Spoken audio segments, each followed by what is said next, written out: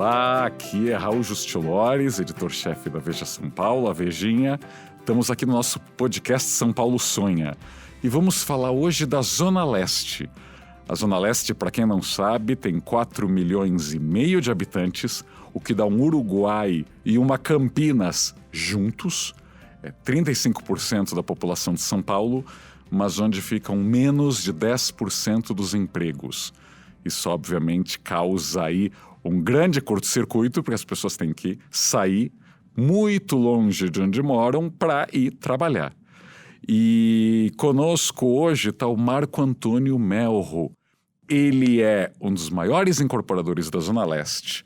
Ele criou a Porte, a sua construtora incorporadora, em 1986, e vem de uma família que já está nessa área há um tempo. Tanto o pai dele quanto o avô dele incorporavam sobradinhos na Zona Leste em décadas passadas. Então o Marco já tem aí 33 anos com essa grande empresa, mas tem aí a herança nos genes do que o pai e o avô fizeram. Bem-vindo, Marco. Muito obrigado, Raul. É um prazer enorme, realização de um sonho, poder falar para muitas pessoas sobre a região leste, sobre o desenvolvimento humano que a gente pretende para a região. E eu queria já te perguntar, começando, você tem um projeto enorme lá, chamado Eixo Platina, que eu acho que eu escrevi uma vez, se der muito certo, pode virar a primeira Avenida Paulista da Zona Leste, com empregos, moradia, gente circulando todo dia. Se não der tão certo, pode virar a Avenida Berrini, só com trabalhos, escritórios, mas sem vida no fim de semana e à noite. Qual é a tua visão, o teu sonho, já que esse podcast é São Paulo Sonha, para o Eixo Platina?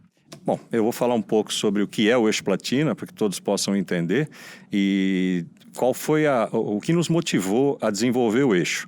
Nós temos como propósito na empresa o desenvolvimento humano por meio da transformação urbana.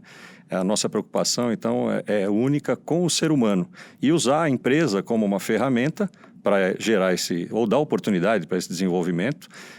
As pessoas é que vão se desenvolver, não somos nós que vamos desenvolvê-las, mas e fisicamente entregar os equipamentos urbanos. Então, quando pensamos em equipamentos urbanos, nós podemos falar desde hospital até uma quitanda, passando por uma escola, um residencial de altíssimo padrão ou um residencial com foco no jovem ou uma habitação popular. Então, a Porte ela tem como produto atender o que nós entendemos seja útil para a cidade e que as pessoas possam se desenvolver fazendo uso dos nossos equipamentos, do que nós entregamos. Temos uma história na região já de longo prazo, como você mesmo falou, a Barbinha Branca está aqui de prova, as pessoas não podem ver, mas o Raul testemunha aqui. E essa história está sempre ligada a essa questão de desenvolvimento da região, já que eu sou oriundo da região leste, fui criado no Tatuapé e conheço bastante a região. O relacionamento é uma coisa que também nos ajuda a entender a região, entender aquela parte da cidade e fazer negócios. Isso também é algo que o relacionamento fortalece bastante a capacidade da empresa.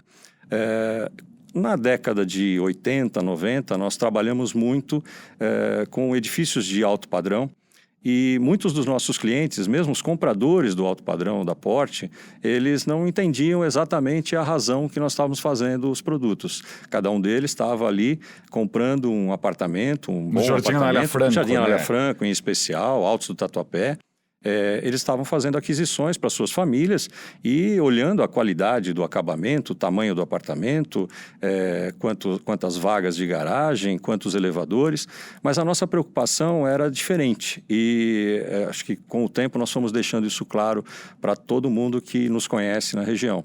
Nossa preocupação era retê-los na região, era fazer com que estas famílias que estavam se desenvolvendo economicamente não partissem para outras áreas, como estava acontecendo muito na década de 90. Melhorar de vida e ir embora da região. Porque não encontrava oportunidade de moradia interessante, com qualidade na região, e não que nós tenhamos resolvido esse problema, mas pelo menos criar um vetor criar oportunidades para essas famílias. Hoje, nós temos o orgulho de dizer que só nos residenciais porte, a renda declarada dessas famílias gira em torno de R$1 bilhão por ano. Então, esse R$1 bilhão circula hoje, boa parte dele, na região. Nas lojas, como eu falei, na quitanda, no shopping, no mercado, nos hospitais, em todas as empresas, em tudo que de serviço a gente já tem na região leste, em especial no Tatuapé. Mas ainda tem um grande problema, já querendo aí buscar o contraditório, de uma fuga de cérebros da Zona Leste. A partir de uma certa idade, parece, mesmo essas pessoas de alta renda acabam deixando a região. Por quê? O que ocorre, e é uma das preocupações atuais, nós vamos chegar aí então no eixo Platina. Nós temos essas famílias se desenvolvendo lá e os seus filhos também. Quando esses jovens vão em busca do emprego qualificado, já que eles têm uma condição econômica privilegiada e, portanto, têm condição de ir em busca desse emprego qualificado, eles até encontram na região, mas num número muito pequeno. Outras necessidades desses jovens, desses cérebros, só voltando um pouquinho, entre 2010 e 2012, trabalhamos um plano diretor, um plano de bairro para a região e o diagnóstico foi exatamente, estamos com o êxodo cultural. Esse foi o termo usado pela urbanista Ana Ditt, que acho que você conhece também. E esse êxodo cultural é explicado justamente porque esse jovem, precisando do emprego qualificado ou do imóvel para ele, porque também existe muito pouca oferta de imóvel para esse jovem naquela região, do varejo voltado para ele, do entretenimento, da cultura, esse estilo de vida que ele busca também não está na região, ou não na quantidade que é necessária para segurar esse jovem. Cinema, teatro, galeria de arte, os grandes casa teatros, de show. Cada vez que a gente tem que... Bom, eu vou dizer aqui de deslocamentos diários. Eu vim para cá hoje, estou aqui na Abril. Então, fui um dos 2 milhões e 800... Aliás, 2 milhões e 801 deslocamentos diários da região leste para outras regiões de São Paulo, da cidade de São Paulo, para trabalhar ou estudar. Basicamente para isso. Isso é um crime, isso é algo que cidade alguma deveria admitir. Mas nós, justamente por esta falta de oferta ou pela carência de muitas coisas ainda na região, que eu também entendo como uma grande oportunidade para empreender, para atender a essas carências nas várias áreas, não só na incorporação, mas essa carência também faz com que esses jovens acabem desistindo de enfrentar esse trânsito todo dia, né? Mesmo universidades. Mesmo universidades. Se você for olhar para o número de matrículas da cidade, quando você sai do ensino até o ensino médio para o superior, a cidade costuma dobrar esse número de oferta. Ela oferece muita coisa. Vem muita gente de fora estudar na cidade de São Paulo. E isso não acontece na região. Esse crescimento, essa oferta não acontece. Mesmo até em qualidade, quando a gente pensa em USP Leste, que é algo que, poxa vida, foi divulgado por algumas pessoas como algo muito interessante, ela foi feita fora da cidade, num lugar de muito difícil acesso. Mesmo para quem mora na Zona Leste, é muito difícil chegar na USP Leste. Ela não está longe de estações de metrô, longe do que nós chamamos hoje de eixo de estruturação da cidade. Então, esse é um dos exemplos que a gente pode dar. E os cursos oferecidos lá, se você entrar, pode pesquisar, você vai ver que não são os mais qualificados também. Então, nós temos feito um trabalho, eu te dei o exemplo com esses residenciais, fizemos também os primeiros offices ou comerciais com foco no profissional liberal na região. E para você ter uma ideia, a vacância é perto de 0. Aí você fala, nossa, que região cheia de progresso. Não é, que o inventário ainda é muito pequeno, né? Nós falamos aí, o inventário todo da região deve estar aí de office, dessas salinhas para profissional liberal, em torno de 140, 150 mil metros. Só? Se para você... dentista, advogado, contador? Todo mundo. Então, eles estão lotados. Cabe num quarteirão da Vila Olímpia. Exatamente. Corporativo, que foi como nós começamos a desenvolver, quando chegamos a essa conclusão do êxodo cultural, de que maneira poderíamos ajudar isso, colaborar para, pelo menos, dar um direcionamento. Nós não vamos resolver o problema. né? Estamos falando aí de 2 milhões e 300 mil trabalhadores na região leste. Você tem, pelos nossos levantamentos, em torno de 300 a 400 mil exercem cargo de gerência ou um cargo maior na cidade de São Paulo. Então, essa turma toda está nesse vai e vem dos 2 milhões e 800 mil de deslocamentos por dia. Radial Leste, metrô, só a estação Tatuapé do metrô, você tem ali 100 mil pessoas por dia embarcando, comparada com Engabaú. Então, são números muito, muito grandes. Tudo lá é muito grande. E o espaço físico da região também é muito grande. Ela foi desenvolvida na década de 70 aí, com um estímulo muito grande de coloca as pessoas num lugar barato e depois vamos levar lá a infraestrutura para elas, depois vamos levar a lembrar do BNH, né? Para quem não conhece. Isso. Eu lembro. Então, o BNH basicamente dava crédito barato para essa produção de habitação, especialmente popular, ia-se atrás do metro quadrado mais barato, nas margens da cidade. E a Zona Leste cresceu de forma espalhada também, né? Sim. Não era compacta, não era muito pró-pedestre, né? A gente tem que lembrar que nos 70 a indústria automobilística mandava ainda mais do que hoje. Né? Mais do que hoje. Mais. E hoje o que acontece? A população acreditou nesse plano e até hoje ela está esperando boa parte da educação, da saúde, dos empregos. Então nós começamos a desenvolver um trabalho para procurar construir um empreendimento que pudéssemos dizer que seria um polo corporativo.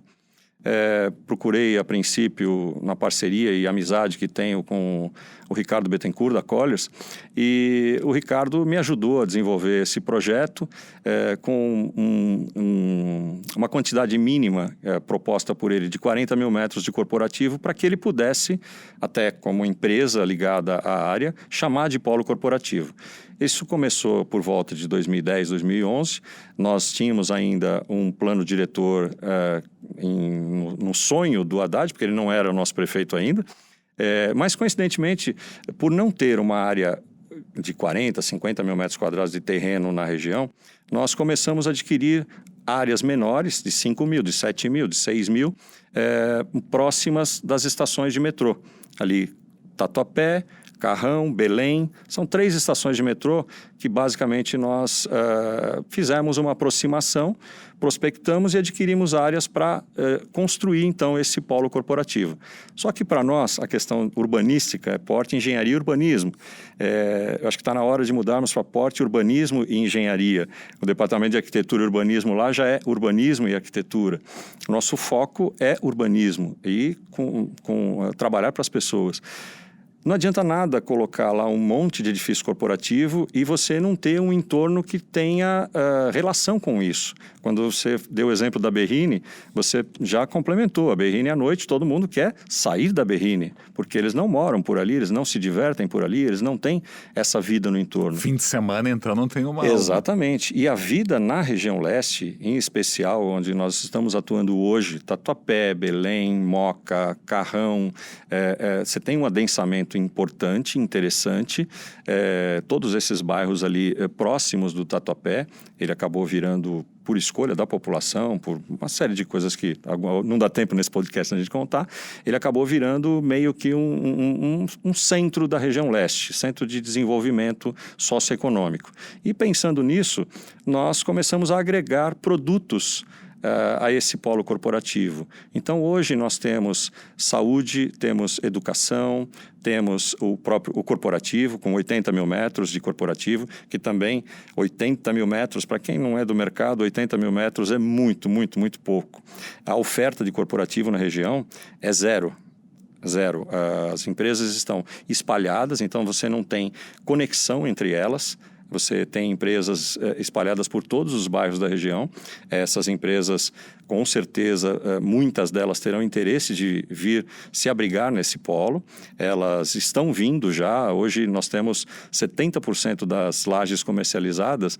Elas estão sendo comercializadas para os empresários, que é algo estranho. O próprio Ricardo da Colliers falou, poxa, eu não vou ter o que alugar depois, porque é o próprio empresário comprando para usar, mas daí você consegue entender a carência, a necessidade. Nós estamos abrigados lá na região em casas antigas, vários imóveis, você tem que fazer puxadinho, estufadinho, para dar um pouco de conforto para os teus colaboradores e com uma ineficiência muito grande, né? Porque vira à direita, vira à esquerda, sobe a escada, desce a escada, depois do banheiro você vai encontrar uma pessoa que vai te dizer para onde você tem que ir. É mais ou menos isso que acontece se você não tem um espaço amplo, um espaço aberto, que é o que se pretende nos corporativos. Quando você... É o open space, né, que o mercado costuma chamar. Quando você traz todos esses usos próximos do corporativo, tentando complementar, imaginar um pouco de que seria a vida no futuro para esse jovem, não todos os jovens da região leste, é claro, o eixo ainda, mesmo muito grande como empreendimento, é pequeno para a região, mas ele mostra um modelo de negócio, ele mostra um caminho. E deixou de ser um polo corporativo para ser um polo de desenvolvimento socioeconômico. Porque nós entendemos aí que o mix que está sendo desenvolvido para o eixo vem complementar ou preencher as carências, as necessidades da região. Não que a gente tenha atendido todas ou que vá atender todas, mas o nosso trabalho, os nossos estudos, a nossa visão é de que boa parte desses jovens vai entender isso como uma boa oportunidade de progresso e as empresas, não só as empresas da região, como empresas que estão fora da região leste, elas vão ter oportunidade de estar junto destes trabalhadores que fazem essa viagem diária aí com 1h30, 2h30, 3h30 para chegar ao trabalho e voltar todos os dias. É um prejuízo gigantesco, né? Nos últimos anos, nós parecemos não ter aprendido com exemplos fracassados passados. Você pega a Barra da Tijuca, foi feita toda espalhada lá no Rio. O Porto Maravilha, né, com todo aquele dinheiro olímpico, basicamente é uma área corporativa, onde ninguém mora. E aqui em São Paulo a gente tem vários exemplos, né, da Berrini ao Morumbi, que ou você faz um lugar com 1.000 prédios de apartamentos e nenhum comércio embaixo, ou você faz 1.000 torres corporativas, como na Nova Faria Lima, onde as pessoas mal acham um restaurante por baixo. Como você vai equacionar isso no eixo Platina? Você acha que as pessoas lá estão preparadas ou já querendo essa ideia de eu vou morar do lado de uma torre de escritórios? Que muitas vezes o paulistano não quer morar no lugar onde tem escritórios. Olha, nós temos no eixo, o eixo já está em construção, a primeira entrega do eixo será feita agora no mês de outubro. Provavelmente você vai ser um dos primeiros a dar notícia dessa primeira entrega, o primeiro empreendimento. São 6 nessa primeira fase. 6 prédios. São 6 plantas, né? Okay. Porque são mais prédios, mas são 6 terrenos. Okay. E eles se localizam ao longo dessa... O eixo Platina fica... O começo dele na Rua Platina, uma rua paralela à Radial Leste, para localizar quem não é da região. E essa rua, ela está muito próxima, por estar próxima da Radial, está próxima de todos os modais de transporte. Nós temos na Radial o ônibus, nós temos o micro-ônibus dentro do bairro, nós temos ciclovia, nós temos o metrô, nós temos o trem. Tudo está à disposição desses empreendimentos, dessas pessoas que vão fazer uso. O residencial já é algo... a população mora na região leste, já tem muita gente morando. O que nós queremos é fazer com que os que optarem por ficar possam ficar. Possam ficar porque vão ter condição de trabalhar, de estudar, de se divertir, de cuidar da saúde. Então, o que nós fizemos? No eixo, eu não posso ainda revelar a rede, mas fechamos mais um hospital. O segundo hospital, grande hospital que a Porte traz para a região leste. O primeiro foi o São Luís Anália Franco. E agora nós estamos trazendo mais um grande hospital que o eixo vai receber esse grande hospital. Nós vamos ter a GV com a primeira unidade na região leste, pós-graduação ainda. Nós teremos um grande teatro com uma pretensão de ser um teatro de mais qualidade da cidade, um dos melhores do Brasil, e maior da cidade, já noticiado pela Vejinha, com 1.600 lugares e desenvolvido para ser de fato um grande teatro. Ele não é um espaço que nasceu dentro de empreendimento que tinha oportunidade por algum benefício dado, como havia na lei antiga, um incentivo para teatros. Não, esse teatro é um teatro com foco em ser uma atração até para a cidade e uma grande oportunidade para a região. Minha esposa gosta muito de musicais.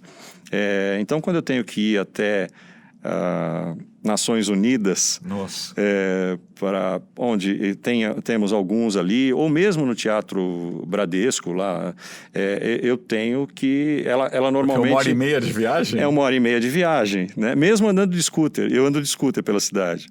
Scooter ou bicicleta, já consigo usar isso há um bom tempo. Mas é muito distante. E na hora de voltar à noite, então, isso acaba desestimulando a ida ao espetáculo. Nós pretendemos ofertar isso, no mínimo, para esses 4,5 milhões de habitantes que já estão na região leste, né? A cidade, ela tem, querendo ou não, uma fratura física. A 23 de maio, ela acaba separando boa parte da cidade, do desenvolvimento, dos empregos, do estilo de vida dessa outra região, que é mesmo o Centro Velho e que também merece muita atenção dos legisladores em especial. Eu acho que isso tem muita coisa para fazer lá, mas não é o tema. Parque Dom Pedro, que seria quase a entrada para a Zona Leste. Exatamente. Que também é uma fratura, né? Fraturas às vezes causadas por uma mudança na direção de uma via. Para você ter uma ideia, a região do Brás, que fica à direita da região leste, quando você vem do centro-bairro pela Radial, entre a Radial e a Celso Garcia, ela tinha um comércio muito forte. Quando houve uma mudança, criou-se ali um corredor de ônibus, uma marginal da Radial Leste, e você, usando essa marginal, você não pode mais voltar para pegar o elevado e ir, por exemplo, para Consolação, para 23 de maio. Você é obrigado a ir para o Centro Velho. Isso espantou todo o trânsito dali. Ficaram só os ônibus. E o que aconteceu com o comércio e tudo que estava atrás daquele comércio, toda a vida que existia ali, foi embora. Degradou-se toda aquela região da cidade. Então, pequenos movimentos que você faz, eu tenho exemplos de atuações nossas mesmo, até divulgando um pouco do trabalho da gente. Nós fizemos uma alteração num parque lá da região. Você já falou sobre isso, inclusive, o Parque Serete. Tinha um muro no parque, com mais de 1 quilômetro de muro, e nós fizemos uma proposta para a prefeitura da retirada do muro e colocação do gradil. Esse parque tinha um movimento de aproximadamente 2.000 pessoas nos finais de semana. Depois da colocação do gradil, esse movimento foi crescendo. Hoje, são 20.000 pessoas a frequentar esse parque. O que aconteceu no entorno? O que aconteceu nas ruas no entorno? Essa vida, esse parque foi incorporado pela cidade. E às vezes coisas menores, como quando eu comecei a construção, antes de fundar a Porte, construindo sobradinhos na região do Belém, eu comecei em uma pequena vila. Uma vila que me deu a oportunidade de fazer ali uns 20% dela como uma coisa nova. Ainda tinha espaço ali para construir. Sobradinhos. Esses sobradinhos estimularam todos os moradores a mudar a frente das suas casas, a trocar o portão, a gerar uma renovação, porque tinha coisa nova chegando.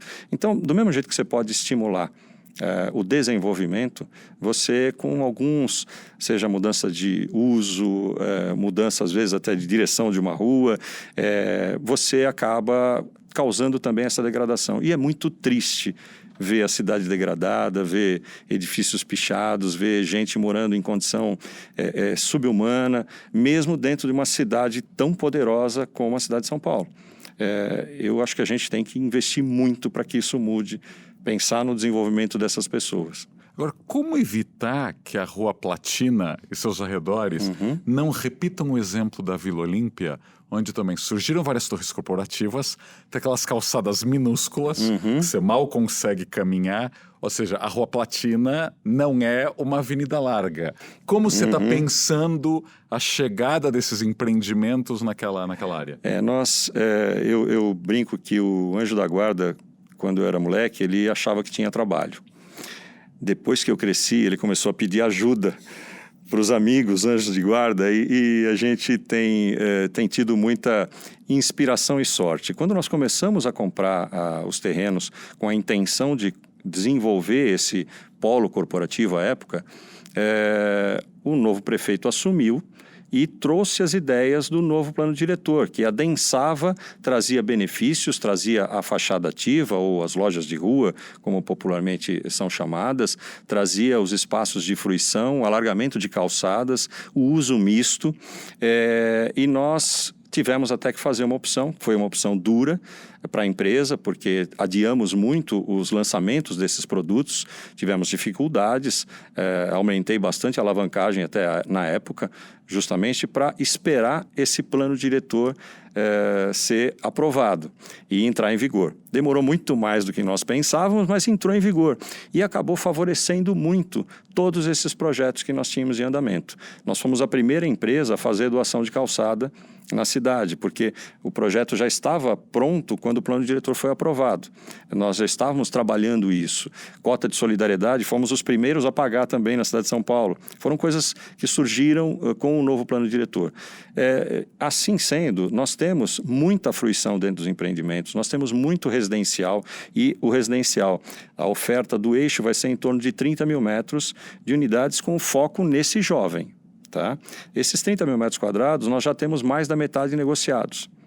Como eu estava falando, o eixo já tem entregas esse ano e as próximas entregas vão até 2024, começo de 2024. Mas temos entregas já para 2021, mais dois empreendimentos, temos entrega para 2023. Então, essa primeira fase do eixo, ela já está viabilizada. As pessoas vão morar lá, intenção de morar mesmo já existe. Então vai ter uma mudança de perfil, porque eu lembro que no Jardim Anália Franco, por muito tempo, a ideia era aqueles apartamentos enormes, 4 quartos, 4 suítes, etc. Sim. Muitos que você construiu. Sim, sim. Agora você já está pensando, então, em apartamentos mais compactos para um jovem, talvez ou com uma renda menor, ou com uma família muito menor, se é que é casado, né? De 20 a 120 metros. Esses são os apartamentos do eixo. E eles vão estar inseridos dentro desse novo estilo de vida que a gente vai ofertar. Eu entendo que é um estilo de vida que já é uma carência, já é uma solicitação, já é um desejo da região. Muitos acabam tendo que se mudar porque não tem como, sofrem demais, em especial com essa imobilidade urbana que a gente enfrenta. Isso porque o país está em crise. Com o desenvolvimento, então, as ruas elas ficam completamente travadas.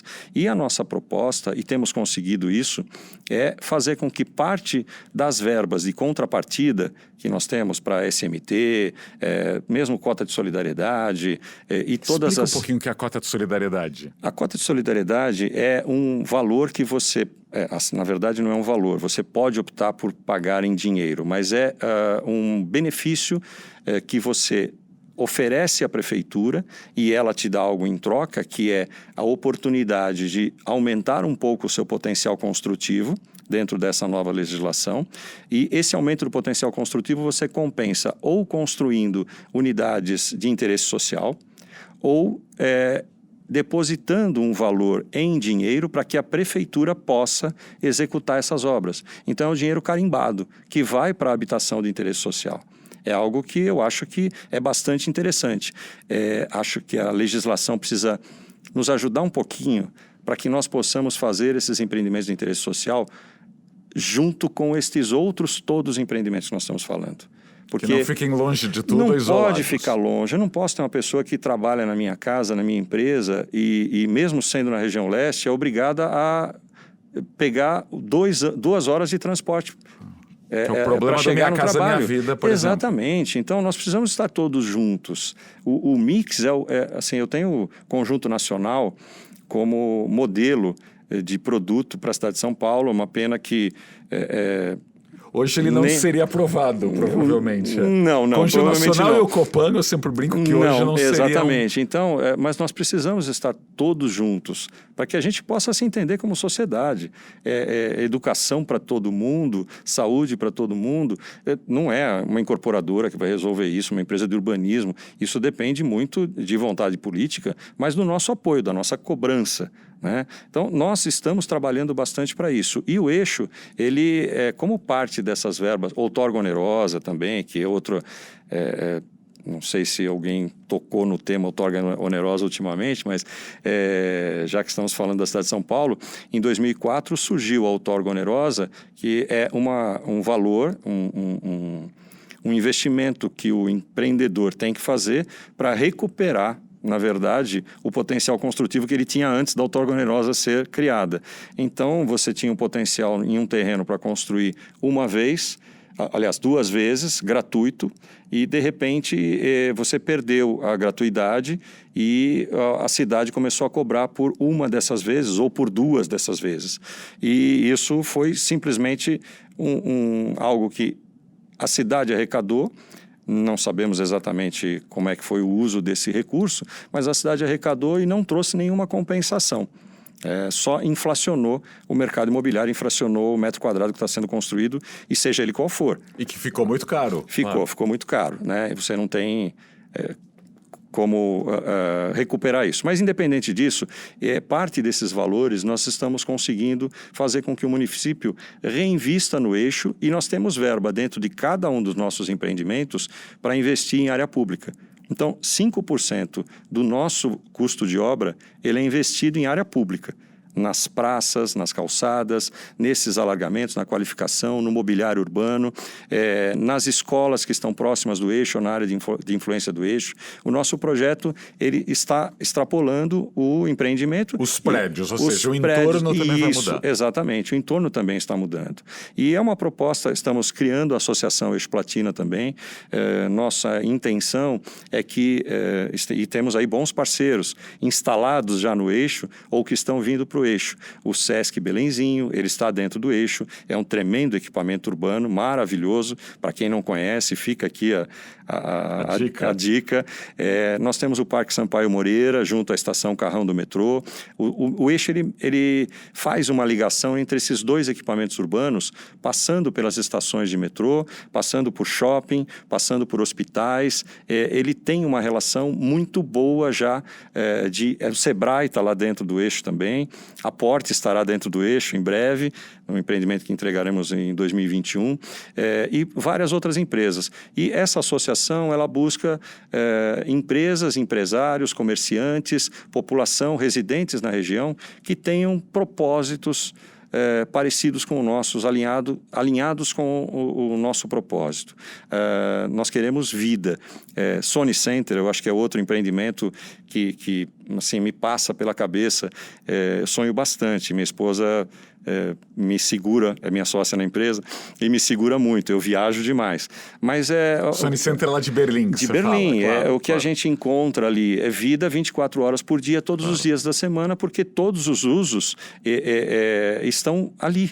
Na mesma localização. Essa é a nossa intenção. Não queremos nos comparar com Berrini ou com qualquer outra localidade.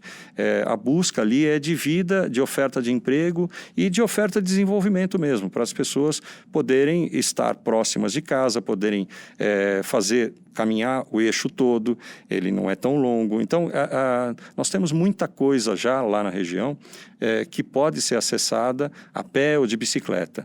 A intenção, quando a gente fala, o eixo ele é um polo gerador de tráfego também. Ele investe na cidade, compensa a cidade com verba para essa geração. Mas nós entendemos que ele, mais do que um polo gerador, ele vai evitar que aproximadamente 20 mil postos de trabalho que serão criados no eixo, nessa primeira fase, tenham que se deslocar tanto pela cidade ou mesmo dentro da própria região leste. Então, esse é o nosso entendimento. Agora, por que o Tatuapé e o Jardim Anália Franco se desenvolveram tão mais que tantos outros bairros da Zona Leste? O que falta a boa parte da Zona Leste que o Tatuapé, de alguma maneira, já alcançou? O Tatuapé, ele é uma herança da Moca. A Moca, de fato, teve um desenvolvimento, foi pioneira no desenvolvimento e adensamento na região leste da cidade, mas pelo tipo de urbanização, ela gerava muitas dificuldades, muitas curvas para lá e para cá. Ela acabou tendo poucas áreas a ofertar para o mercado imobiliário mesmo desenvolvê-la. E com isso, o Tatuapé, ao lado da Moca, começou a aproveitar essa oportunidade. A estação, o próprio metrô ajudou muito toda a região a criar novos empreendimentos, a se desenvolver. E, com isso, espaços novos, alguns empreendimentos se desenvolveram na década de 80, empresas incorporadoras foram criadas na década de 80, inclusive a Porte, e começaram a atrair esses consumidores que se desenvolviam um pouco mais. Aí foi uma coisa de você não saber direito o que nasceu primeiro, o ovo ou a galinha, e a gente tem uma oferta de um bom restaurante para essas pessoas que estão chegando. Ele pode sobreviver porque elas estão chegando. Aquele restaurante sobreviveu e ele pode ter ali um concorrente ao lado atraindo pessoas. Serviços começaram a chegar na região e ela passou a ser uma das regiões que tinha uma melhor oferta, em especial de serviços da região leste. Essa melhor oferta foi atraindo cada vez mais outros empreendedores, outras pessoas. Já tem uma certa qualidade, já tem boas escolas, então ainda não tinha um bom hospital, mas o bom hospital foi atraído porque já havia esse adensamento. E esse trabalho contínuo de empresários da região foi fazendo com que ela acabasse sendo eleita pela população como algo de intenção de melhoria de vida, de progresso. Um desejo mesmo, e as pessoas vão vindo de outras áreas da região leste que tem tudo para se desenvolver também. Tem muita... só que o tempo... nós precisamos dar tempo ao tempo, né? Nós chegamos a falar aqui até antes sobre Itaquerão. Isso. Estamos falando de região leste, né? E nós estamos falando aqui de Tatuapé. Claro. Tatuapé... O Itaquerão, ou seja, um estádio aí bilionário, ele não transformou Itaquera como se esperava. O que está faltando ali? Na verdade, eu acho que o Itaquerão foi outra iniciativa muito parecida com essa dos anos 70 que nós falamos de levar as pessoas ou levar o desenvolvimento meio na marra, né? Porque você obrigar ou quase obrigar a pessoa a comprar um imóvel porque é muito barato e o BNH está financiando, você está meio que levando na marra. O Itaquerão, ele foi colocado lá para forçar de fato o desenvolvimento da região. Só que, exemplo, entre Tatuapé, Carrão, Moca, Belém, que é uma região bastante mais adensada, e o Itaquerão são 10 quilômetros. Você tem aí uma bela distância e muita coisa para se desenvolver no meio do caminho. Então, eu acho que, pelo menos a minha visão, a minha opinião, e nós discutimos muito isso lá, ouvimos muita gente.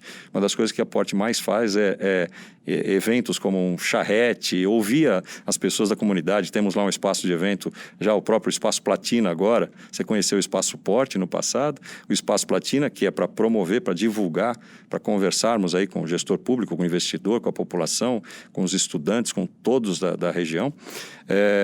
Mas nós temos que ir levando esse desenvolvimento gradativamente. A partir do momento que você deixa um espaço muito grande entre um polo de desenvolvimento e outro, você vai ter uma dificuldade sempre, porque primeiro você já colocou distância, 10 quilômetros, já não dá para ir a pé, né? Bicicleta, a oferta é muito pequena ainda de ciclovia. E não é hábito ainda do paulistano, está crescendo muito, espero que cresça muito mais, mas a cidade precisa oferecer condições para isso.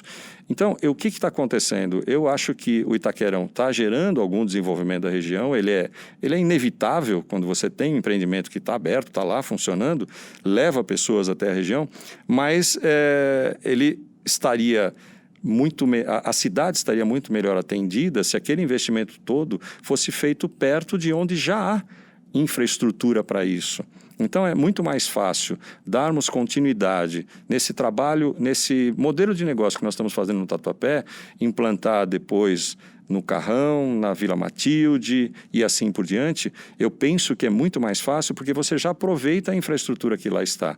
E no outro sentido também, nós temos o Brás, uma das primeiras regiões a se desenvolver na cidade de São Paulo, que tem uma infraestrutura fantástica e está subutilizada. Nós não temos oportunidade de desenvolver o Brás, não existe um planejamento com vistas àquele desenvolvimento. Então, fica lá uma infraestrutura fantástica, eu não digo largada, ela tem a sua utilidade, mas ela poderia ser muito melhor utilizada. O adensamento inteligente poderia acontecer ali também. Você falou dos conjuntos habitacionais do BNH, e a Zona Leste talvez abrigue o maior de todos, que é Cidade Tiradentes, onde aí no início dos anos 80, 250 mil pessoas foram levadas para morar lá, em prédios praticamente iguais, enfileirados, sem comércio, sem loja nem nada. Aliás, o Minha Casa Minha Vida repetiu muitas dessas regrinhas, né? De criar aí lugares só de residência, sem trabalho, sem comércio por perto, e prédios que se deterioraram muito rápido. Então você basicamente obrigou pessoas a pagarem por 30 anos, aí como mutuários, um imóvel que não se valoriza nunca. Tem conserto? Como dá para transformar a Zona Leste, transformando esses conjuntos habitacionais? Você já tem a população. Você mesmo citou tudo que falta para ela. Então, nós temos que incentivar de alguma maneira o desenvolvimento de outros usos para que essa população possa ser atendida. É mais caro do que você fazer a população... você abrigar a população onde você já tem o desenvolvimento, né? Mas eu só vejo esse caminho, você levar o trabalho, levar a educação, levar a saúde, levar o entretenimento para essas pessoas, para que esse empreendimento deixe de ser uma coisa tão fechada. Mesmo que fosse até para aproveitar edifícios que já hoje são habitados, são residenciais, para transformar esses edifícios em edifícios de uso misto. Aproveitar a parte deles para colocar um pouco do comércio. Ter loja no térreo. Lojas no térreo, alguns coworkings. Hoje a gente tem esse produto se desenvolvendo mundialmente. Então, nós temos que pensar em como fazer...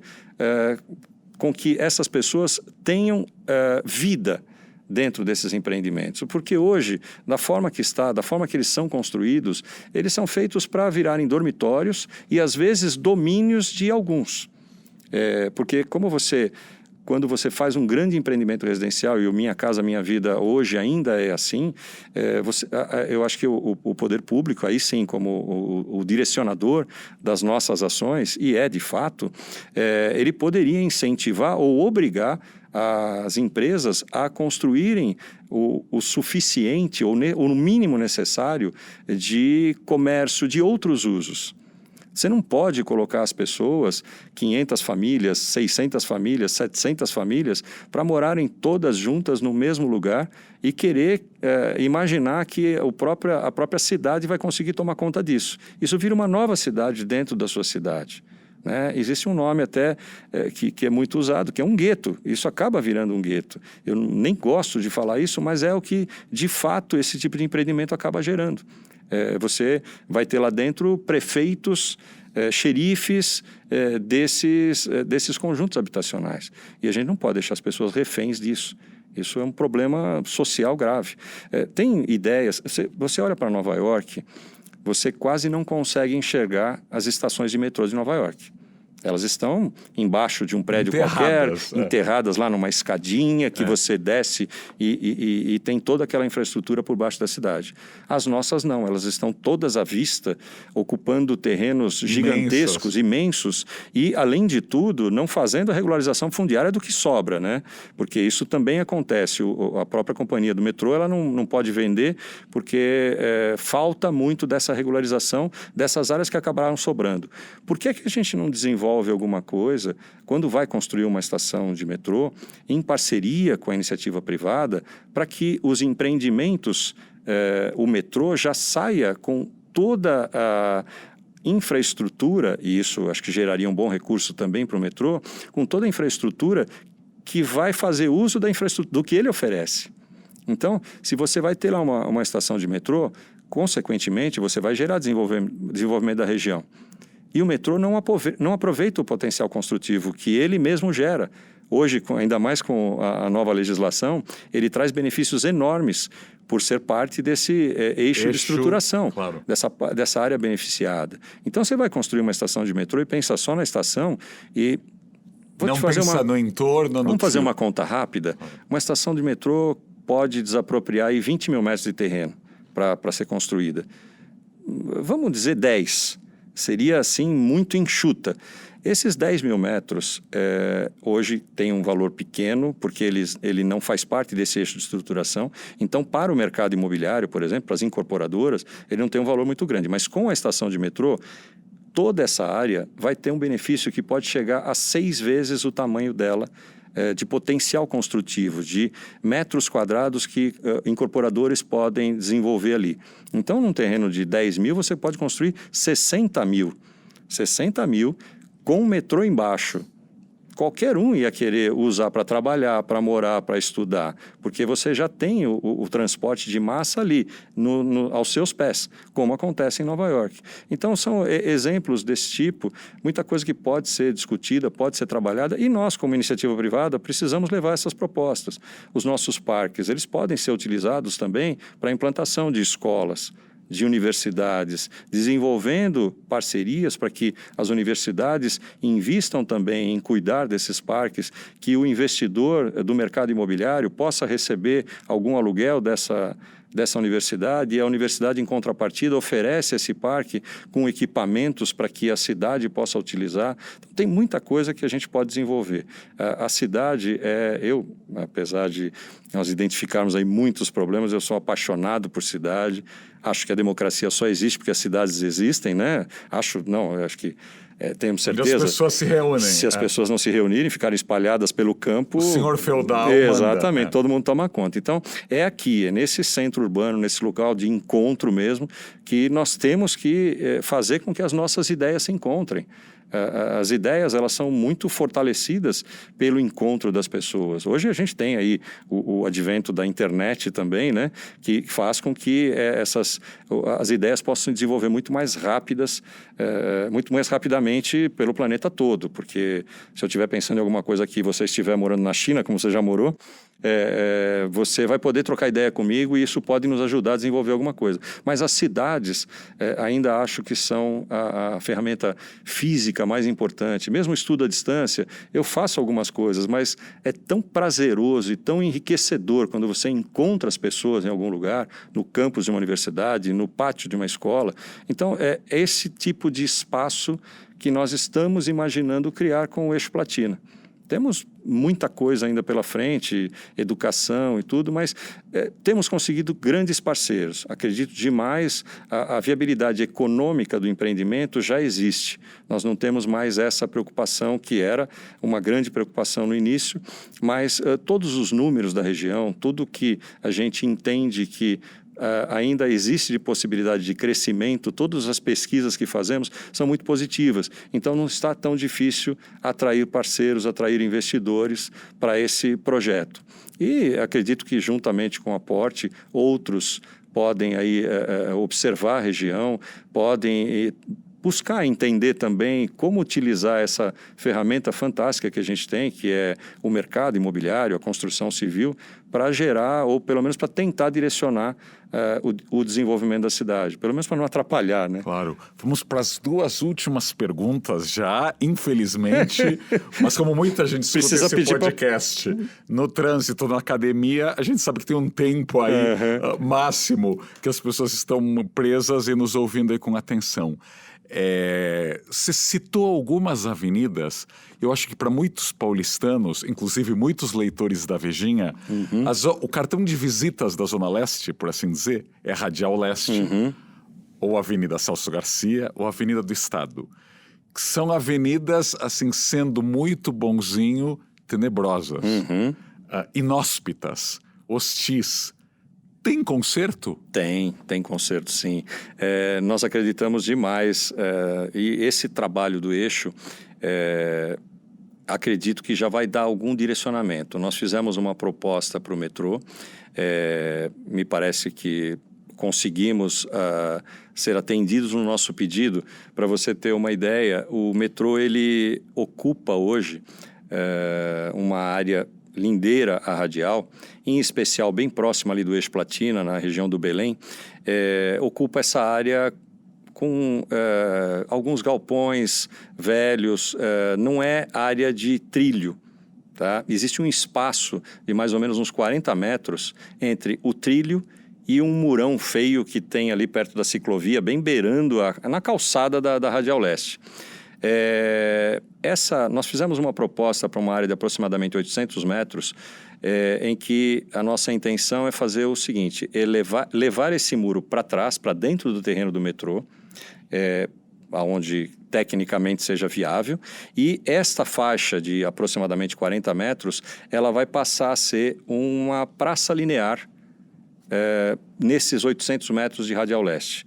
E a nossa proposta é de que eles nos autorizem e nós, iniciativa privada, façamos esse investimento, como fizemos no Gradil do Serete, e criando, então, aí uma condição muito mais agradável, arborizada, com passarela para que você possa atravessar depois, ao final dessa praça, para o lado onde não estão as estações, onde nós estamos desenvolvendo o eixo.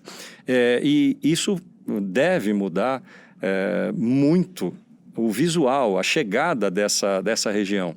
E acredito também que vai servir de exemplo para que outras áreas da própria Radial ou da Celso Garcia ainda é um pouco diferente, mas que elas possam se desenvolver. Então tem muita coisa, às vezes coisas que não demandam um investimento tão gigantesco, nem mudança de zoneamento, nada desse tipo, e que você pode fazer que a coisa melhore muito, e melhorando, como eu falei dos sobradinhos, você reforma a tua casa, o vizinho do lado se preocupa e fala, poxa, vou dar um tapinha na minha aqui porque vou ter que pintar, né? Vou trocar o portão, vou fazer alguma coisa. E eu penso que isso, no caso da Radial Leste, existe um outro fator, que é essa questão do excesso de veículos, excesso de trânsito. Não adianta você ter um comércio numa via que a pessoa vai ficar até olhando obrigatoriamente para a tua loja, às vezes durante 15 minutos, porque é o tempo que o carro dela ficou parado no trânsito em frente à sua loja. Então, hoje ela é a primeira no horário de pico. Se você pegar aí, se eu não me engano, o CT faz essa medição acho que é das 17 às 20. São perto de 17 mil veículos passam na radial nessas 3 horas. Tá? A Salim Faramaluf, que é um cruzamento ali onde nós estamos desenvolvendo o eixo, está entre as 5 de maior tráfego de veículos da cidade também. Então, nós precisamos diminuir isso. Não tem como a cidade e a própria avenida suportar isso e ainda ter vida. Isso precisa ser equalizado. E equalizando, eu entendo que esse modelo do eixo, nós estamos falando aí de 20 mil postos de trabalho, muito pouco, perto de mais de 2 milhões de trabalhadores da região leste, muito, muito, muito pouco. Mas é uma sinalização, é algo que nós pretendemos continuar fazendo. E a Porte pensa com médio e longo prazo. Então, nós estamos imaginando aí a região daqui a 30 anos, daqui a 50 anos. Eu não necessariamente quero ou preciso ou sonho, até sonho, em ver o que estará acontecendo na região daqui a 50 anos. Mas hoje a gente está trazendo, tem trabalhos fantásticos aí feitos por urbanistas futuristas. Eu já até tenho um que eu quero te apresentar, um menino que está fazendo um trabalho fantástico em Viena, na Áustria, um brasileiro, mais um grande brasileiro aí, espalhando conhecimento pelo mundo, e ele está nos ajudando hoje a trabalhar esse estudo, a entender o desenvolvimento sociocultural, econômico, não só o desenvolvimento físico dessa cidade, dessas regiões, porque o desenvolvimento físico ele acaba sendo uma consequência da vida. Construir e habitar, né, são coisas muito diferentes, e a mudança de estilo de vida, de comportamento da cidade, às vezes ela acontece muito mais rápido, ou sempre acontece muito mais rapidamente do que a gente pode acompanhar com concreto, com tijolo, né?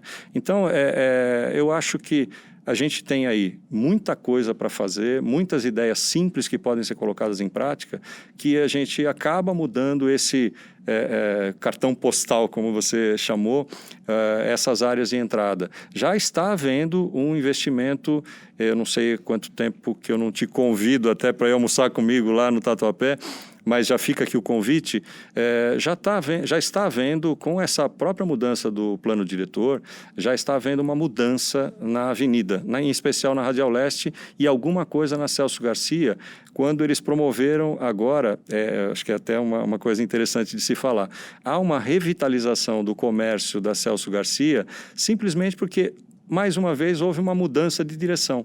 Os carros agora, que não podiam ir para o centro, eles podem. Então, isso gerou um outro tipo de público para a avenida, muitos comércios estão se revitalizando por causa disso. Então, assim, a gestão pública precisa olhar para isso, precisa ouvir a população, precisa ouvir em cada região, porque São Paulo, você tem 50 cidades dentro dessa grande cidade, né? É como você comparou a região leste a um país. O Uruguai é menor. Quantas cidades nós temos lá dentro dessa região leste, né? Então, a gente precisa entender, precisa conversar com a cidade. O trabalho do urbanista, o trabalho de quem está interessado em atuar nesse mercado, eu acho que é esse, é entender a cidade, conversar com as pessoas, com o gestor público, procurar entender os números, os dados, que muitas vezes, sem os dados na mão, você toma decisões erradas. Então, essa inteligência urbanística, para sair fora dessa inteligência de mercado, que é muito commodity, mas uma inteligência, uma educação urbanística tem que se desenvolver. E tem muita gente boa fazendo isso já na cidade, tem muita gente com propósitos muito diferentes do que nós tínhamos no passado. A minha última pergunta, você acabou de dar a deixa para essa última pergunta. Muitos ouvintes do podcast, pelo retorno que eu tenho, são estudantes de arquitetura, engenharia, administração, que sonham em se tornar incorporadores.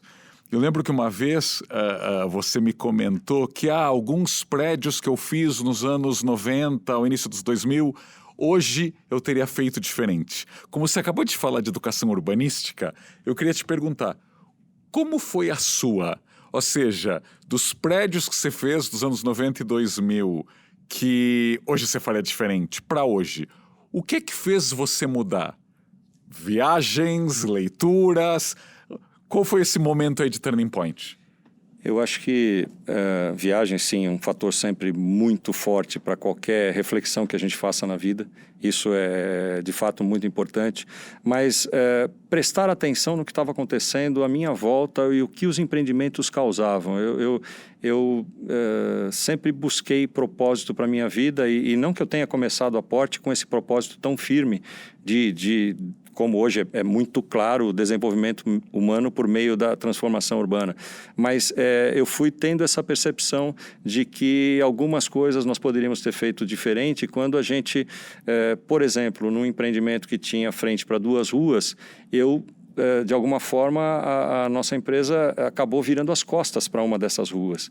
E isso foi um erro muito grande, porque você colocar um muro em qualquer parte da cidade, você gera insegurança, você gera dificuldade de tomar conta das pessoas. Em Nova York, você não pode fazer isso, você tem que colocar o comércio no térreo, partindo do princípio que o comércio vigia a rua. Então, vida gera vida. Os olhos na rua, né? Exatamente, exatamente. É algo que a gente persegue hoje.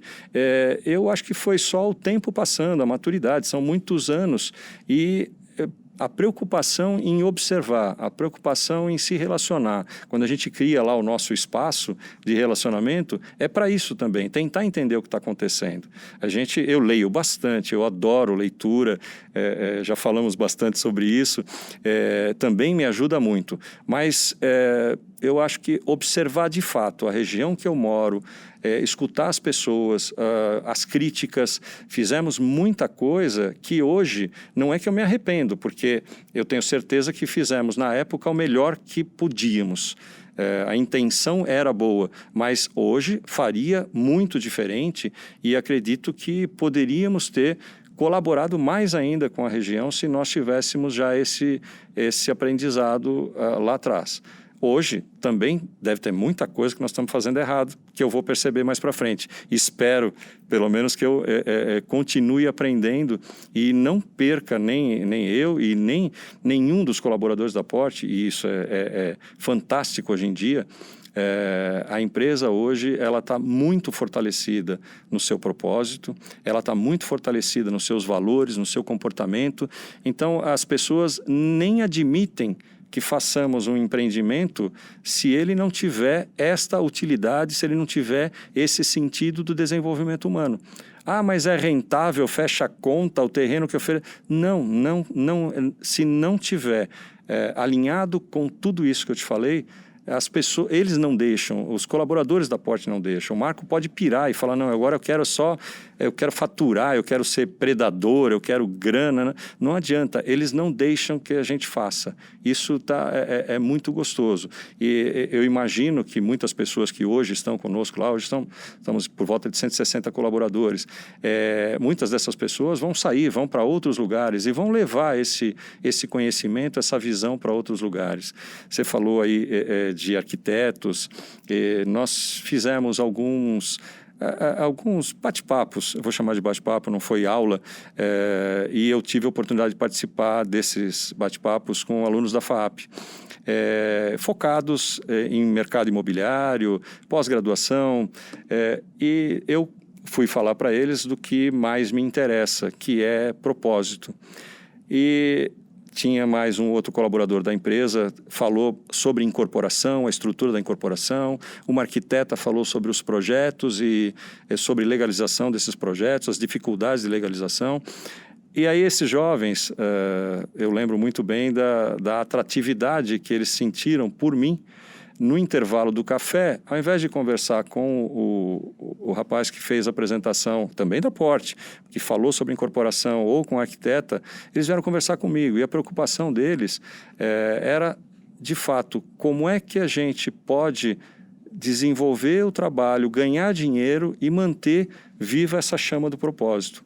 Então, para mim, foi um presente. Eu vi ali, naqueles jovens, como se tiverem interesse no meu papo, na minha conversa, nessa história de propósito, como muita gente diz, estou vendo ali o futuro. São pessoas que estão muito mais preocupadas em como ganhar esse dinheiro do que ganhar o dinheiro a qualquer custo. Então, eu espero que dentro dessa área, desses ouvintes de São Paulo Sonha, a gente possa continuar sonhando aí com eles, com esse desenvolvimento da cidade. De fato, é um ser vivo, mas ela tem um propósito, que é de nos abrigar, de gerar o nosso desenvolvimento. Nós não podemos olhar para a cidade de outra forma.